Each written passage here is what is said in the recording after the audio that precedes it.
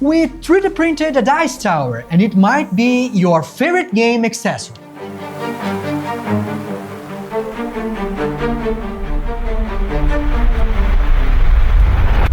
Everybody knows that rolling dice is a huge part of any tabletop RPG. Even if you don't get a 20, there's something beautiful about watching a die roll smoothly across the table, right? And it's equally frustrating and unfortunately more common when the die decides it belongs to the floor. Or when you try to roll one of those oddly shaped dice and it simply won't roll. Well, one of the best ways to get consistent and clean rolls is by using a dice tower. And let's be honest, a good dice tower also makes your whole setup look way cooler. Instant +1 aesthetic bonus, no roll required. Now, maybe you are the kind of player who thinks dice towers are unnecessary because they take up space or can be really loud. I get it, but stay with me to the end. I genuinely think I can change your mind. I'm not even gonna ask you to like this video or subscribe. You will decide at the end if I earned that nat 20 on persuasion. Deal? Alright, cool. Nice. So for this video, I summoned our 3D printing wizard, Lucas the Grey. Hey looters! To walk you through the entire process of making this dice tower in FDM. You will see our printing settings, the software we use, and all the little tricks that make the final result look way cleaner. Plus a few mistakes we've made along the way so you don't have to repeat them. And here's a tiny spoiler. Some of the tips you'll see here can totally level up your other 3D printing projects too, not just this tower. Like fixing humidity issues, improving top surface quality, boosting adhesion, cleaning up supports, assembling parts the right way, and even painting techniques. Alright, let's get to it!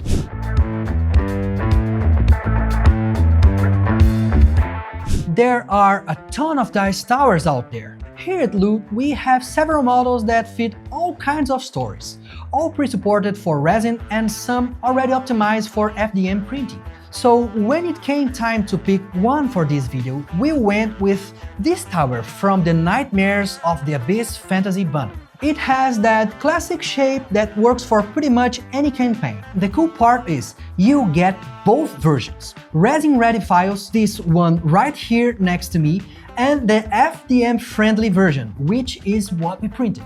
The link is below in case you want to summon your own. No spell slots required. To start, we downloaded the optimized FDM version from Loot Platform, which instead of being split into 31 pieces for small resin printers, comes in just 3 parts, making it possible to print the whole thing in about 32 hours, with the settings and printer we used. And yeah, this model still needs a bit of support in some external details, but we'll show you an easy finishing trick.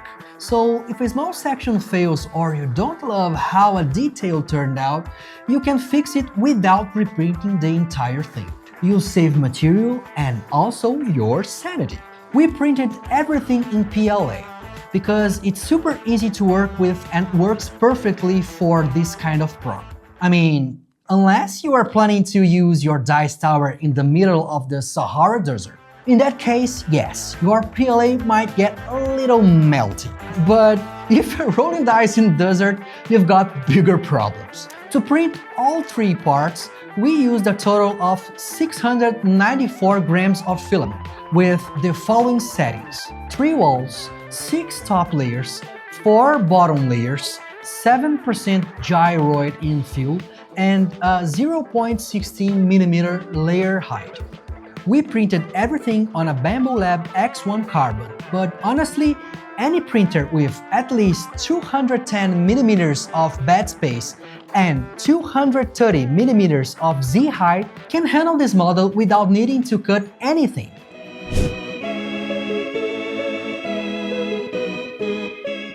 So let's talk about the "oh no, why does it look like that?" moment of the project.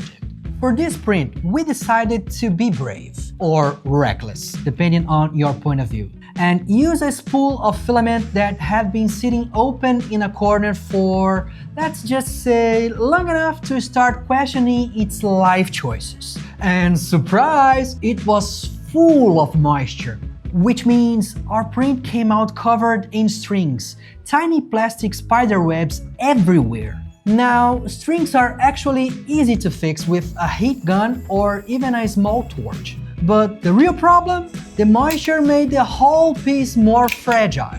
And I don't know about you, but I don't want to spend hours printing and painting a dice tower just for it to snap the first time someone rolls a fireball worth of metal dice through it. In this case, we reprinted the tower with a proper PLA.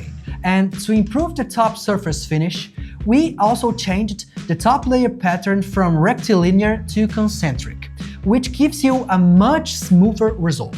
Now, part 3 of this model has a pretty small contact area with the print bed, so we use the brim to improve adhesion and avoid any oops, it detached at 60% disasters. Once all the parts were printed, we removed the supports. They should come off pretty easily, but depending on the filament you're using, it's always good to run a few quick tests before the real print. Support removal can go from "that was satisfying" to "why is this my life?" depending on the material and settings.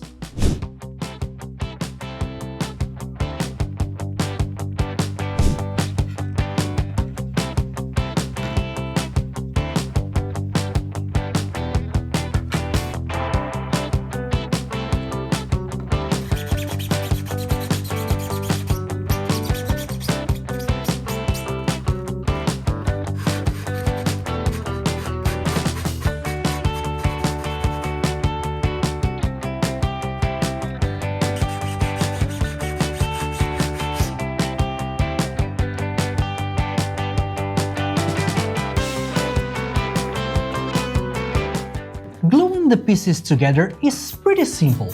We use super glue and activator, but to make sure everything bonds nicely, we lightly sanded the connection points first. More surface contact equals stronger bonds equals fewer heartbreaks later.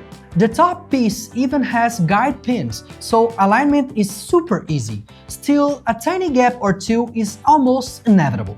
It happens to everyone. Don't panic. To clean up those gaps, you can use the same finishing techniques you'd use for resin models. But there are also plenty of FDM-specific tricks we'll show you in a future video. For this one, we used 3D printing resin mixed with a little amount of baby powder as a filler. Super quick, super simple, and then thinned that same resin to smooth out a few other top surfaces. And for spots where we should have used supports but didn't, yeah, sometimes you end up with some ugly areas. But the nice thing about FDM is that you can fix this with a soldering iron. Just gently melt the plastic and smooth it out. Boom! You have solved the problem and leveled up your finishing skills at the same time.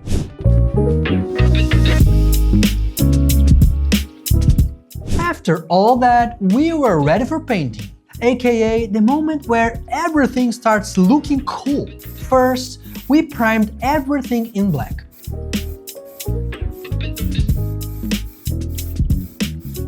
Once the primer dried, we added a dark red tone to the lower areas to give it a subtle, ominous glow.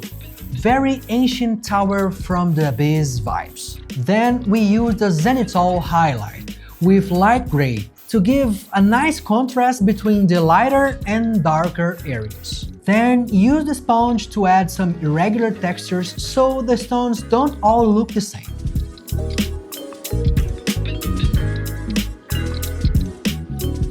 Now for the columns, we wanted something a bit different from the resin painted version. So we went with a patinated metallic copper look. We started with a dark copper metallic base,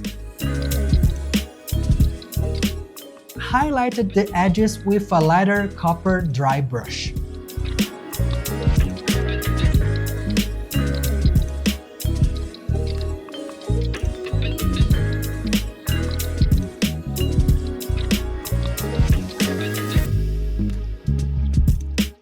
Then added a few thin layers of a blue-green wash for the patina.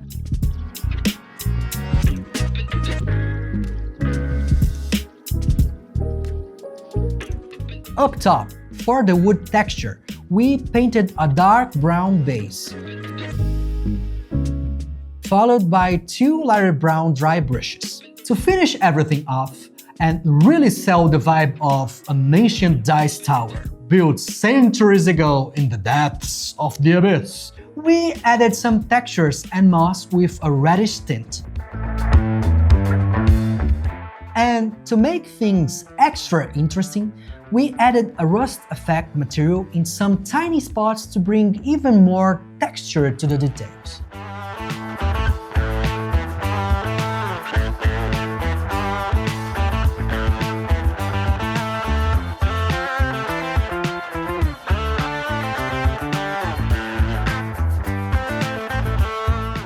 For a final touch, we made some infernal vines using copper wires. Easily one of the coolest, cheapest ways to add detail. Also extremely metal, literally.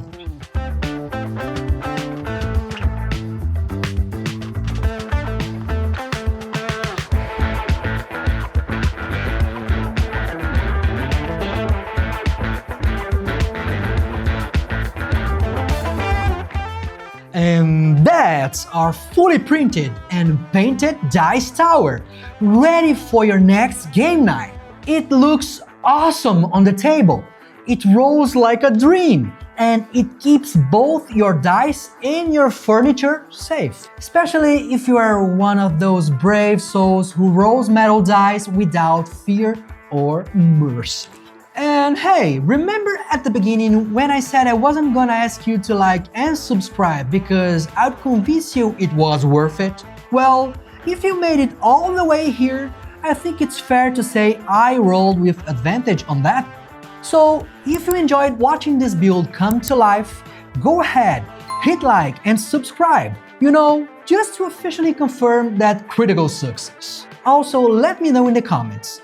Do you use a dice tower at your table? Or are you probably team I roll by hand and the floor decides my fate? I'm really curious where the community stands in this eternal debate. Thanks for watching, and now check out the final reveal of how our tower turned out.